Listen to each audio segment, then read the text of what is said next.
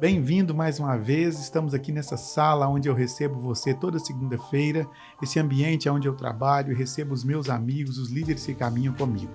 Antes de continuar esse vídeo, se você tem gostado do conteúdo que nós temos postado durante todo esse mês, inscreva-se no meu canal do YouTube, ative as notificações para que cada segunda-feira ao meio-dia, quando o vídeo entrar, você seja lembrado e não perca nenhum dos nossos episódios. Hoje eu quero chamar você a estudar comigo um tema muito importante. O tema de sabermos aonde nós estamos. Tem coisa que a gente nem precisa falar, né? Mas vou acabar falando. Sou mineiro, sotaque não nega.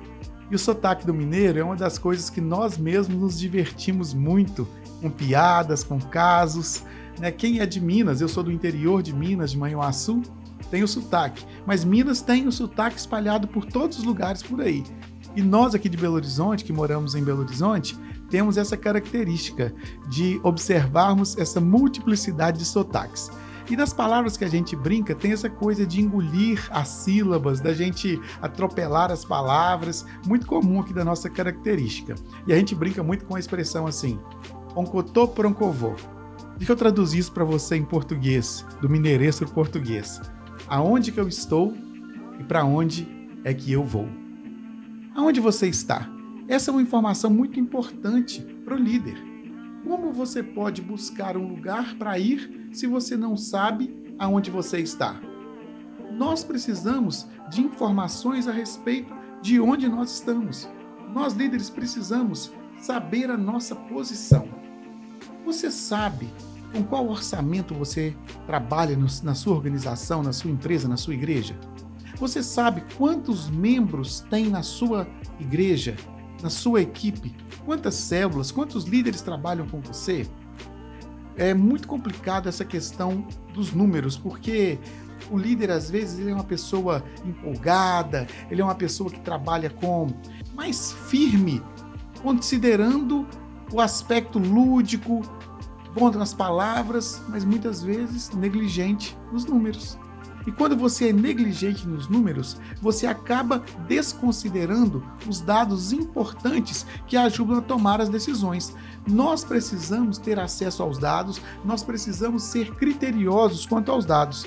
Jesus, ele se preocupava com números, ele se preocupava com os dados. Talvez você não tenha observado isso ainda de maneira criteriosa, mas sempre que Jesus dava um ensino, ele contava uma parábola, ele contava uma história. E essas histórias tinham princípios para ensinar aos seus discípulos que liderariam a maior organização existente na face da Terra. A igreja, ela existe por todo lado e já venceu guerras, já venceu perseguições, já venceu todo tipo de governos políticos. Muita gente ameaçou acabar com a igreja e nunca conseguiu e nem vai conseguir.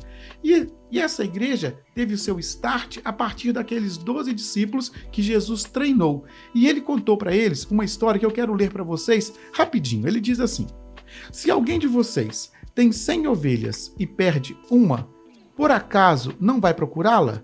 Assim, deixa no campo as outras 99 e vai procurar a ovelha perdida até achá-la. Quando a encontra, fica muito contente e volta com ela nos ombros. Chegando à sua casa, chama os amigos e vizinhos e diz: alegrem-se comigo, porque achei a minha ovelha perdida. Isso está em Lucas, capítulo 15, versículos 4, 5 e 6. Quais os princípios de liderança que nós podemos encontrar nessa história contada por Jesus, aquelas pessoas que andavam com ele, com foco em especial nos seus discípulos? A primeira coisa, ele tinha informações precisas. Eram 100 ovelhas. Ele sabia que uma ovelha estava perdida porque ele sabia quantas ovelhas eram. Nós, líderes, somos responsáveis pelo resultado final, mas nós podemos esperar o final para saber o resultado. Nós precisamos ter dados que nos apontam a qual final nós vamos chegar. E Jesus, ele disse que aquele homem tinha 100 ovelhas. Ele sabia exatamente com qual rebanho ele estava lidando. Se aquele homem tivesse mais ou menos 100 ovelhas, quando ele perceberia a falta da ovelha perdida? Como ele saberia que está faltando uma ovelha? Como você sabe aonde você quer chegar se você não sabe aonde você está? Então você precisa saber exatamente Quantas pessoas fazem parte da sua empresa? Quantas pessoas fazem parte da sua igreja? Quantos clientes ativos você tem? Quantos clientes inativos você tem? Você precisa de informações para que você não perca movimentos importantes para tomar as decisões igualmente importantes. A segunda questão que Jesus coloca aqui é que aquele pastor precisou tomar uma decisão. E essa decisão partiu da informação inicial que ele tinha. Qual era a decisão que ele precisava tomar? Ele iria ou não atrás daquela ovelha perdida? Quando se trata de empresas, quando se trata de negócios, às vezes nós ficamos pensando que tudo que importa é o lucro. E de fato, quando você tem uma empresa, o lucro é algo muito importante, não podemos negligenciar isso para quem está lidando com uma empresa. Quem lida com uma igreja sabe que os recursos financeiros também são importantes, mas nem nas empresas, nem nas igrejas, tudo gira em torno do lucro. Você sempre precisa avaliar custos-benefícios das decisões que você toma. Eu tenho um amigo que sempre diz que não é custo-benefício, é benefício-custo. Você precisa observar qual o benefício daquela decisão a ser tomada. E se você observar esse texto com cuidado, há uma expressão interessante aqui que diz que ele deixou no campo as outras 99 para procurar a uma ovelha. Quantas pessoas tomariam uma decisão difícil como essa? Deixar 99 ovelhas no campo. Ele não deixou numa caverna, ele não deixou num curral, ele não voltou com elas para casa, ele deixou aquelas 99 para procurar uma. Se fosse apenas lucro, não valeria a pena. Não seria a decisão mais importante, mas ele dava valor àquela ovelha perdida. Nós precisamos encontrar valor naquilo que nós fazemos. Nós precisamos encontrar um valor além do lucro. Isso aponta as decisões que nós vamos tomar. Isso aponta o caminho das decisões que nós vamos tomar. Agora, um outro ponto importantíssimo para nós observarmos na decisão daquele pastor é que ele tinha uma estratégia. Qual era a estratégia que ele tomou? Ele foi atrás das ovelhas. Ele foi atrás da ovelha perdida até encontrar. O texto diz: ele vai procurar a ovelha perdida até achá-la. Ele não estava assim, pensando, eu vou ver se ela está por aqui, se ela não estiver por aqui, eu volto. Não, ele saiu para procurar até achá-la. Líderes não procrastinam. Líderes não têm atitudes passivas. Líderes fazem acontecer. Líderes procrastinadores são aqueles que acreditam que perder é normal. Perder não é normal. Nós precisamos trabalhar em prol de ganhar e não de perder as pessoas, e não de perder os objetivos, e não de perder o propósito. Nós precisamos tomar decisões pensando no nosso objetivo final. Qual é o nosso objetivo final? Encontrar a ovelha perdida. Aquele era o objetivo final do pastor. Eu quero chamar você a atenção de algo que Edwin Cole, autor do currículo Hombridade, Homem ao Máximo, Mulher Única, fala. Ele diz o seguinte: o que fazemos diante da situação é que nos torna um vencedor ou um perdedor.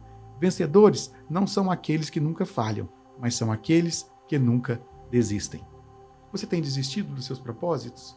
Você tem desistido dos seus objetivos? Quando as adversidades chegam, você acha que é melhor deixar para lá? Eu imagino como foi difícil para aquele pastor tomar aquela decisão de continuar procurando. Dia, noite, frio, calor, rochas, riscos, animais que poderiam atacar a ele, como poderiam ter atacado aquela ovelha, a falta de notícias, tudo isso poderia ter feito que ele se desanimasse, mas ele não desanimou, ele continuou. O penúltimo ponto que eu quero tratar com vocês é que, ao encontrar aquela ovelha, o texto diz que ele ficou contente e voltou com ela nos ombros. Sabe, ele apoiou a ovelha que estava perdida e não condenou a ovelha que estava perdida. O texto não diz que ele voltou para casa brigando com ela, que ele voltou para casa dando varadas nela, que ele voltou para casa desabafando com ela, que ela poderia ter morrido, que isso, que aquilo. Ele não saiu chutando a ovelha com raiva, ele simplesmente colocou as ovelhas no ombro.